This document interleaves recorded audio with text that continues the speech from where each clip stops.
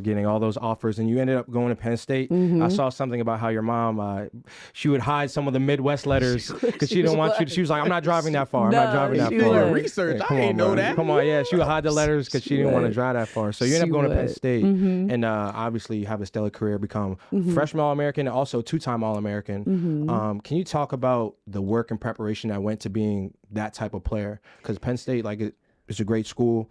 Yeah. High competition, obviously. Talk about the preparation and work that you put in to be the best player you could be while you were there.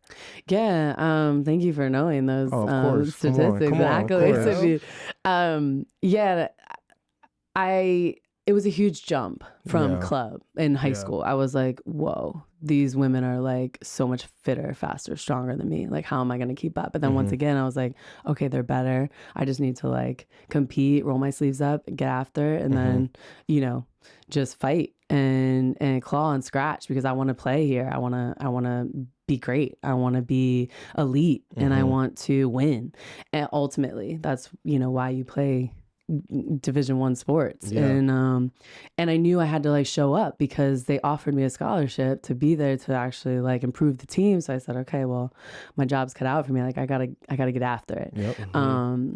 Because the next person is just waiting in line. So, you have fire, as you know, you have fire underneath of you every day, and you have to show up and show out, or you're going to be on the bench. So Absolutely. Like, they're going to be like, it's none nights. So I knew I had to, just show up and make my mark. And I did. I was like, bring it. And even though they were, some of them were fitter, faster, I was like, I'm going to be even better than you. And I'm going to put you, fire underneath of you. And I'm going to make it difficult for the coaches to ignore me. Absolutely. And oh, yeah, I love that. So I just like... You're a dog. Talk your shit. Talk your shit. Yeah. So then I just showed up and I was like, listen, I'm a freshman, but I know how good I can be. And I know I can make this team successful. And I want to win Big Ten championships. I want to get to the Final Four. Absolutely. Yeah. And I was just ready to go. So... any chance I got, any opportunity I got, I tried to make it very difficult for them to be like, no, you can't start. Like, obviously, I needed to make my mark in the team. And while you're doing that, right, you're in the fire, right? You're a freshman, you're trying to play, trying to, prove yourself. What would you say, what was your biggest sacrifice that you had to make for you to be that player that you wanted to be while you were there? I think oftentimes you would want to go out on the weekends. You would want to party. I mean, it was like college was that scene. Absolutely. Like, especially Penn State. Yeah, right. Yeah. Sports and drinking. Yeah, and everything's just at your fingertips. You're like, you could easily derail, right? And I think having that blue collar mentality instilled from the very beginning when I showed up to training and preseason, luckily, you kind of have in August when we showed up, and same with football, like you have this... Go to HelloFresh.com/secondwindfree and get free breakfast for life. Hold on. Did you just hear what he said? For life. That's one breakfast item per box for every active subscription. Please, it's for free for the rest of your life. Wait, hold on. I don't think they heard you.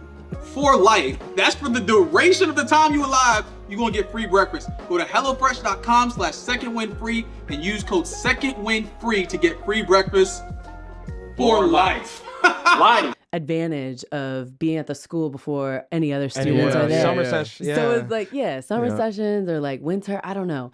It was nice to be with the team and make friends within the team before everyone else showed up. So it wasn't as foreign to me, like showing up to a brand new team in a school, and like it wasn't as overwhelming. I think I was like, okay, I'm settling in and I don't have to go to school just yet. We're just like training and we're like getting integrated into the team, and having a good understanding of each other and all the roles and responsibilities and expectations really that I was supposed to be doing.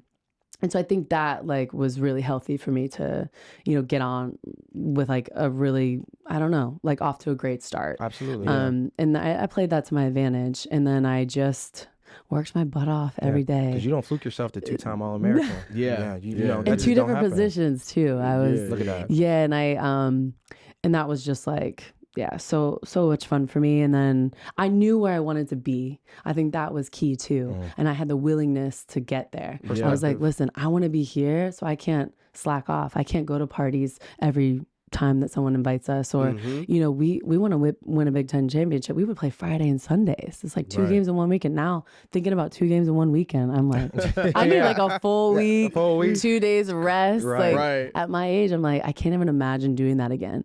So that was like the focus. And then on top of that, you know, student comes before athlete. So you have to really focus on, you know, your academics. Yeah. And if you weren't focused on your academics, you wouldn't be able to play. You're not on the field. You can't be, you couldn't be getting C's and D's and then show up to train. I mean, that we were like, that was a challenge too. So I was like, I can't go out. I can't, you know, I want to be here. I want to be elite. I don't want to just be average and, you know, excellent. So yeah, you just have to make those choices and sacrifice some nights out or, you know, meeting with friends or whatever. That's what the greats do. Elite perspective. Was there ever a like welcome to college moment for you where you were like, yo, this is kind of tricky?